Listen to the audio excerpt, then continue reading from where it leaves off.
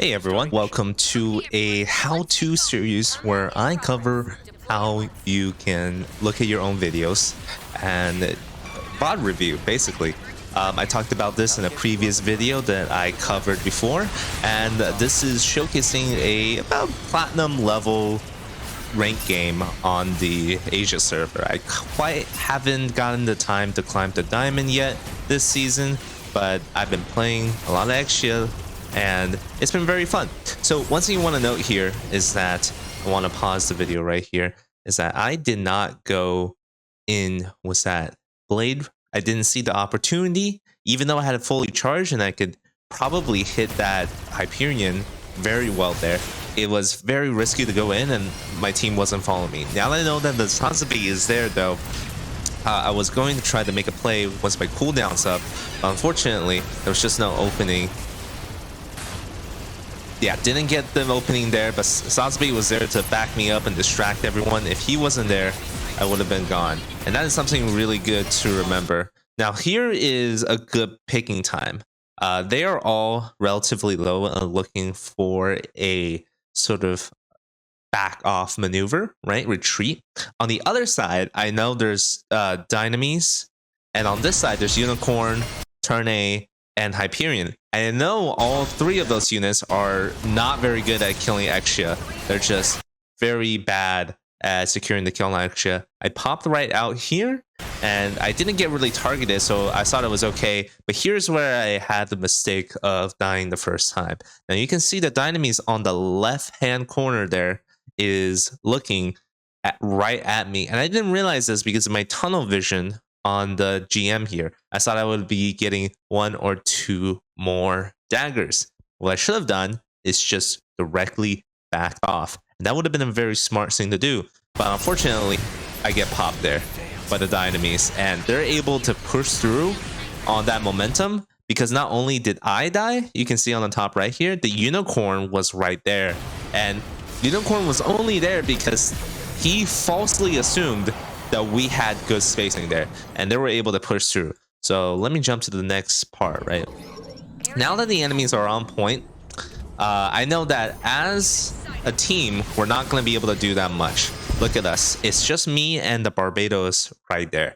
So that's going to be a very hard point for us to contest. So what we're going to have to do is we're going to have to play on the sides as an Exia. As the Barbados, he went in, didn't secure a kill. That's okay.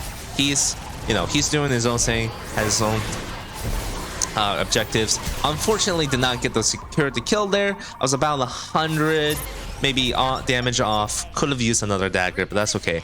So what I decided to do here is I decided to play sides. Now, why did I decide to play the sides? Well, look at their team lineup. It's still Turn A, Unicorn, GM, Dynamis, and Hyperion. None of those units are particularly good at dealing with Exia. So we played the sides, and look at this Turn A missing almost all of his shots. It's not because that they're inherently all that bad. Turn A is just not very good at dealing with a mobile Exia unless you're able to land those charged headshots. I'm harassing a bit of the Ashmar here. Didn't quite get the kill, but what I'm doing here is I'm wasting their time. And this is really important for you to do as maybe a Zaku 2 range or Exia player. You have to waste their time. And the people that I'm drawing off of the front lines here is crucial in order to really burn their timings off. So now you see the Turn A and the Ashmar are dealing with me. The Turn A is chasing, and he's going to be able to get the kill on the Barbados, or GM is going to be able to. And the Turn A is in my face. GM is in my face. While they do get to touch point a little bit, I'm drawing effectively, what, like 2 members off of their front lines? That is absolutely huge. Now, this is something that should have been more aware of. I do use Trans M here. Turn A gets killed. I get blasted by the GM, probably headshotted me. I tried to go for the same, but he went back. And this is what I should have done instead. Now, it's always good to look at your own ultimates, especially Trans M. So here, after the Turn A died, after I got popped, I think I got popped with 2 headshots because my health went from that. Oh no, those were just body shots. GM was very good at landing those. Right here, I should have dashed forward a little bit more because the GM had a lot of space to back up, and the Trans Am right click saber didn't hit, and that was a big problem because you can see right here my Trans Am ends. I got hit with that body block by the GM, and I'm not in a good time, and I die. But I do help secure the kill on the Pale Rider, and this is value. Unfortunately, the Barbados is going to waste that value by trying to revive me in the middle of everybody, and those are the things that you just can't prevent at that time, right? So skipping around a little bit more, I know that I have a very good opportunity here to play the size again and to distract them as much as I possibly can. Right, I try to draw the bombs to the GM himself, and that kind of worked out, kind of not. Remember that your own explosives will always hit you for 50% of the damage. That's right, any explosive that you do, it's gonna hit you for only about 50% of the damage. So GM bombs, you can be using that very liberally. I get pushed off here, there's too much sustained fire. One of the guys switched off to Pale Rider. Now this is a pretty good move by them.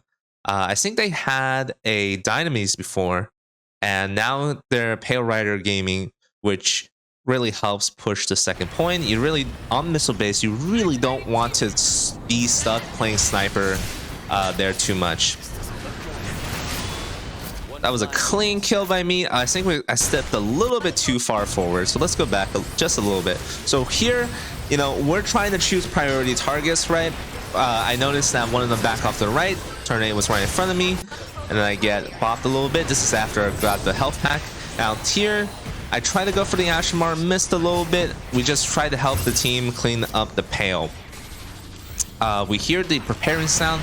It's always good to try to hear that as much as possible here, because a lot of people don't know when repairs are happening for some reason, when the repairing sound is pretty freaking relevant. So now you can see the 2v1 here. They've got the drop on me, but you duck around the corner and you charge up that blade, and that's really important for extra mains to do. Is if you know the enemy's position, you always could try to pre-charge around the corner so that they have less time to react to your positionings. Now this is the extra that was a Dynamis before. He was pretty much of a menace. He killed me for my first death, so we create a little bit of elevation. We grab the health pack due to our superior mobility, and we secure the kill. Easy peasy, just like that. We've wasted the Pale Rider's time. He switched from Dynamis to Pale Rider, so he doesn't even have Trans Am. We got a clean kill on the Ashimar, and then we're gonna be able to get a clean kill on the Pale Rider, as well as they're just coming out from the point. You see that I didn't really go for point when I saw that they was being contested, because I know that on the other side, like, who's on point right now? It's Zaku, melee, it's Ashimar, and it's the Hyperion, it's the GM. We killed the Pale Rider, so he's not on there, right? We know that the heavy arms probably doesn't have ult charge, because in the beginning they were playing a turn A and a unicorn. So switching at the end here really didn't do them any good. Just because they have no G maneuver charge means they can't dislocate us off the point. And even if we didn't have that much G maneuver charge, I had one stored up in order to pick up the stragglers, like the Ashimar and the Pale Rider that were coming in. And that is a pretty important point to think about, is enemy composition and also tracking the enemy's G maneuver charge. Now this is something that you kind of pick up when you're playing a lot of games, and you instinctively know how long it would take for you to charge your G maneuver. But like, if you see the enemy switch to something, that means that is going to be a person that is useless for the a long while. Especially because that Pale Rider didn't play Pale Rider for the majority of first point. Like if he played Pale Rider here, right? For example, he switches off the enemies, he plays Pale Rider. He might have been able to get a charge somewhere in the middle of this point. Like for example, he could have gotten a Hades around here, and that would have been really, really good because he would have been able to secure the kill on me, right? So he was chasing me right here. If he had Hades there, he would have secured the kill on me. I was like 3 HP, and he would have been able to completely change the game around. But unfortunately, he was playing like Dynamis in the beginning, which did get them the 2 picks that they needed in order to get inside. However, you gotta think about this when you're picking a unit on a map like this. And the reason I went for Extra here is because I know that I play Extra pretty okay. I'm not the best Extra, I admit it, I'm pretty bad, according to Extra chat.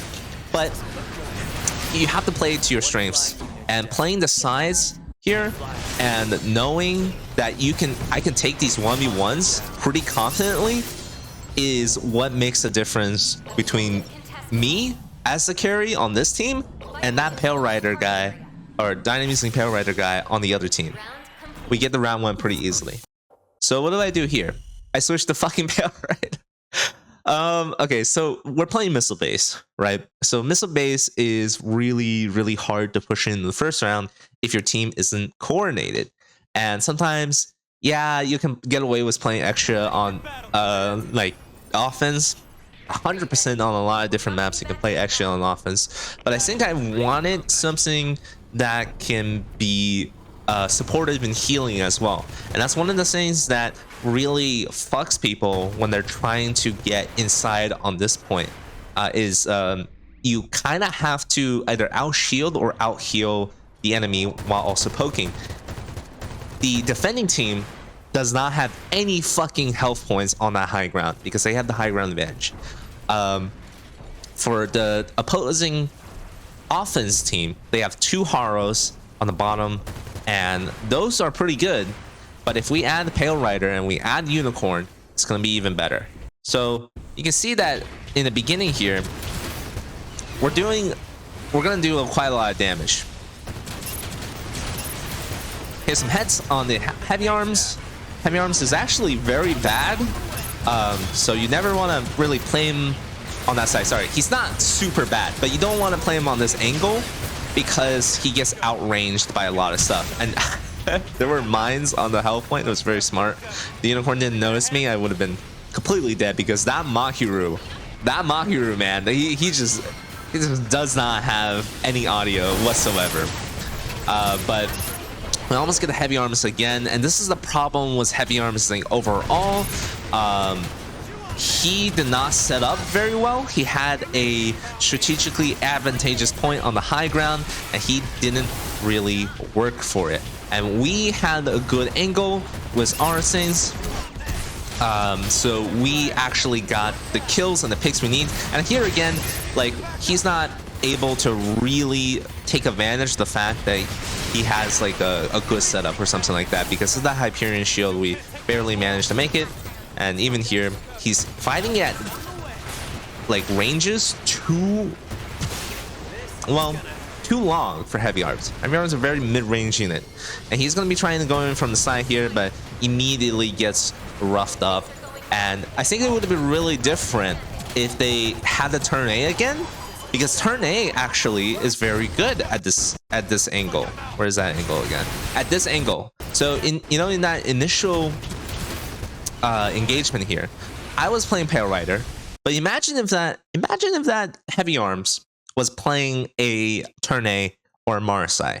Boom, bam, I would have been chalked. There, a turn A headshot, 465 HP. Boom, right there. I have already at a disadvantage.